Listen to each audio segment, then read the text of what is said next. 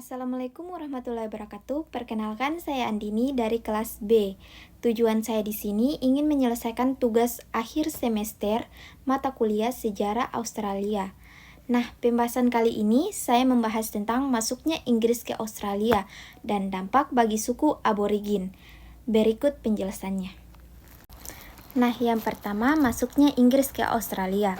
Revolusi industri di Inggris mempengaruhi berbagai bidang, tidak hanya dalam perkembangan industri, tetapi juga mempengaruhi koloni-koloninya.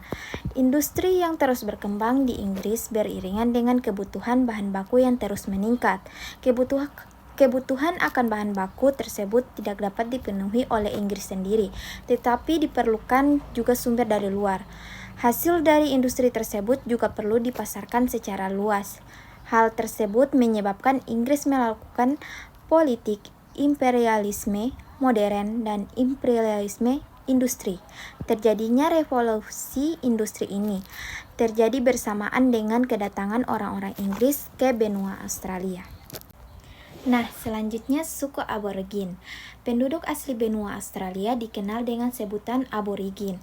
Kata aborigin dalam bahasa Inggris mempunyai arti penduduk asli atau penduduk pribumi dan mulai digunakan sejak abad ke-17 untuk mengacu kepada penduduk asli Australia saat itu.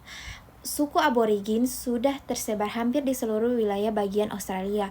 Bahkan sebelum kedatangan Inggris pada 1788, jumlah dari suku aborigin pada saat itu sekitar 300.000. Penduduk suku aborigin sudah memiliki kepercayaan. Bahkan sebelum bangsa-bangsa Eropa datang ke Australia, kepercayaan itu disebut dengan Dreaming dan Dream Team. Dreaming atau Dream Team ini adalah kepercayaan yang menempatkan nenek moyang atau leluhur sebagai sang pencipta yang telah menciptakan manusia, hewan, tumbuhan, bumi, langit, dan dunia ini. Nah, selanjutnya dampak masuknya Inggris bagi suku aborigin. Penduduk aborigin yang tergolong masih sederhana, primitif, dan minim jumlahnya ini sangat jelas terlihat bahwa mereka ini semakin ditindas oleh para pendatang. Para narapidana tersebut dapat menjadi penduduk yang bebas setelah masa tahanannya sudah habis. Pemerintah Inggris mendukung rakyatnya untuk menempati New South Wales. Mereka bahkan semakin banyak mengirimkan pendatang dari Britania Raya dan Irlandia. Tanah Australia sedikit demi sedikit dikuasai oleh para pendatang dan mantan narapidana. Nah, jadi kesimpulan, pada tahun 1770 Australia ditemukan James Cook yang menamakannya New South Wales serta mengklaimnya sebagai pemilik Inggris. Di tahun 1779 Joseph Banks mengusulkan untuk mengirimkan narapidana ke New South Wales untuk mengatasi masalah kedatangan yang terjadi di penjara.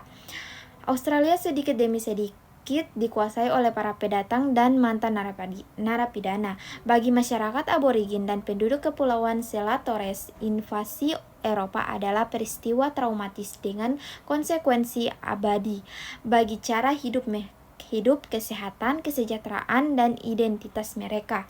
Tapi kisah mereka juga merupakan kisah bertahan hidup, kelangsungan kebiasaan dan praktik mereka.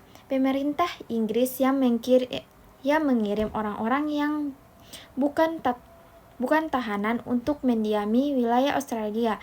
Mereka anggap kosong, menjadi bukti penjajahan dan penindasan terhadap suku aborigin.